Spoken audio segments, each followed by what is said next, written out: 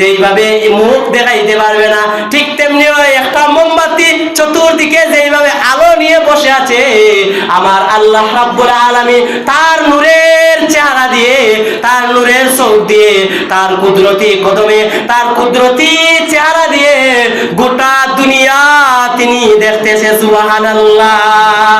আল্লাহ যে কত মহান, সৃষ্টি জগৎ তার প্রমাণ, তিনি এক অদ্বিতীয় আল্লাহ সুবহান। আল্লাহর নাই মাতা পিতা, আল্লাহ হলেন নিরাকার, তিনি এক অদ্বিতীয় আল্লাহু আহাদ, তারই প্রমাণ কুল হু আল্লাহু আহাদ। এইবার ইমামে আজম আবু হানিফা যখন এই যুক্তি দিলেন, সমস্ত নাস্তিক বলল এটাই তো সঠিক, কারণ তারার উত্তরে তারা ভাসছে, কারণ তারাই বলছে মোমবাতির কোন দিকে তারা মুখ দেখাইতে পারবে না। ইমামে আজম আবু হানিফা বললেন, দ্বিতীয় প্রশ্ন মানছনি? বলে হ্যাঁ মানছি। বলে তৃতীয় প্রশ্ন করো। তৃতীয় প্রশ্ন হচ্ছে, নবীকে মেরাজের রাতে কোন দরজা দিয়ে তিনি ঢুকাইছেন, এই কথা বলবেন। ইমামে আজম আবু হানিফা রাহমাতুল্লাহি আলাইহি বললেন, বলে এই প্রশ্নের উত্তর আমার কাছে আছে। বলে এই উত্তরটা দিতে হইলে আমার একটা ডিম লাগবো। কি লাগবো? ডিম। ডিম আনা হলো। ইমামে আজম আবু হানিফা রাহমাতুল্লাহি আলাইহি হাতের মধ্যে ডিম লইলেন।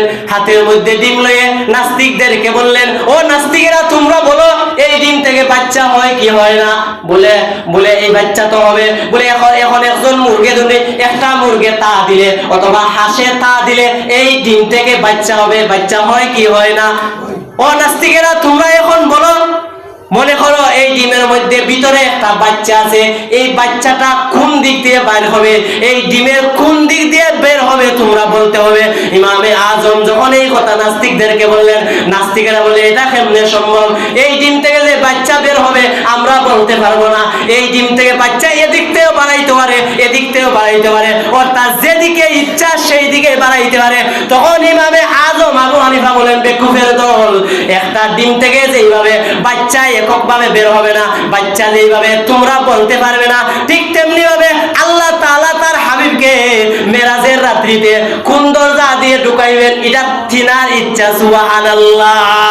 বলে একটা ডিমের ভিতর থেকে যে বাচ্চাটা বের হবে, এই বাচ্চাটা তোমরা বলতে পারো না কোন দিকে বের হবে, ঠিক তেমনি হবে আল্লাহ রাব্বুল আলামিন তার বন্ধুকে কিভাবে কোন দরজা দিয়ে কিভাবে ঢুকাইবেন এগুলা আমরা চিন্তার বিষয় না। ও বেকুবের দল, ডিম থেকে যেইভাবে বাচ্চা চতুর্দিকে বের হতে পারে, ঠিক তেমনি ভাবে আমার নবী যখন মেরাজে গিয়েছেন আল্লাহর ইচ্ছা যেই দিকে সেই দিকে নিয়েছেন। সুবহানাল্লাহ। এখন উত্তর কয়টা হইছে? তিনটা, বাকি রইছে একটা। ইমামে আজম আবু হানিফা বললেন, তৃতীয় প্রশ্নের উত্তর কি? বলে তৃতীয় প্রশ্নটা বলো। তৃতীয় প্রশ্ন হচ্ছে, আল্লাহকে কে সৃষ্টি করেছেন, আল্লাহকে কে বানাইছেন, আল্লাহর আগে কে, আল্লাহর পরে কে, আল্লাহর সন্তান কয়জন, আল্লাহর পিতা কয়জন? এই আইছে আসলটা, আল্লাহর পরিচয় নিয়ে প্রশ্ন। ইমামে আজম আবু হানিফা রাহমাতুল্লাহি আলাইহি বলেন, ও নাস্তিকের দল, তোমাদের মধ্যে কে বালা অঙ্ক পারে? এইটার উত্তর হবে অঙ্কর হিসাবে। সুবহানাল্লাহ। বলে এটার উত্তর হবে অঙ্কর হিসাবে। একজন বললো যে আমি অঙ্ক পারি। ইমামে আজম আবু হানিফা বললেন, 1 থেকে 10 পর্যন্ত কোন? সে বললো 1 থেকে 10। 10 যখন আসলো তিনি বললেন থামো, এখন তুমি 10 থেকে 10 নয় এইভাবে উল্টাতে গোনা শেষ করো। সুবহানাল্লাহ। 10 থেকে উল্টাতে। এইবার ওই ব্যক্তি বলল 10, 9, 8, 7, 6, 5, 4, 3, 2, 1 একের পরে আসেনি। ইমামে আজম আবু হানিফা এর আগে বলছেন তুমি থামতে পারতাই নাই, আমি যতক্ষণ না বলবো তুমি থামতে পারবে না। তখন ওই ব্যক্তি যখন একের মধ্যে আসলো তখন আর বলে না। ইমামে আজম বলেন, ও বেকুবের দল, তুমি একের পরে গণনা করে? বলে একের পরে তো নাই। বলে বেকুবের দল, তোমরা জানো না 10 থেকে উল্টাতে যেইভাবে করলে একের পরে কোনটাই থাকে না। ও বেকুবের দল, আমার আল্লাহ রাব্বুল আলামিন ঠিক তেমনি ভাবে একের পরে যেগুলা কোনটাও নাই, আমার আল্লাহর আগেও নাই, আমার আল্লাহর পিছেও নাই। সুবহানাল্লাহ। আল্লাহ যে কত মহান, সৃষ্টি জগৎ তার প্রমাণ, তিনি এক অদ্বিতীয় আল্লাহু আহাদ, তারই প্রমাণ কোরআন কুল হুয়াল্লাহু আহাদ। আল্লাহ হলেন আহাদ, আল্লাহ হলেন সামাদ, তিনি এক দ্বিতীয়, আল্লাহু আহাদ। ইমামে আজম আবু হানিফা রাহমাতুল্লাহি আলাইহি বলেন, একের পরে যেগুলা নাই ও বেকুবের দল, তোমরা কেন বুঝো না?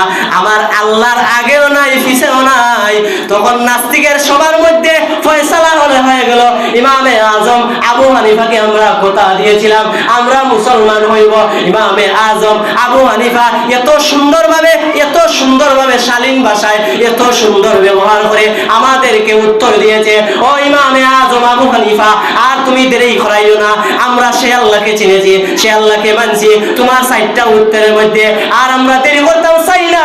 সেই আল্লাহকে আমরা গ্রহণ করলাম। এই মুহূর্তে আমাদেরকে পড়িয়ে দাও লা ইলাহা ইল্লাল্লাহ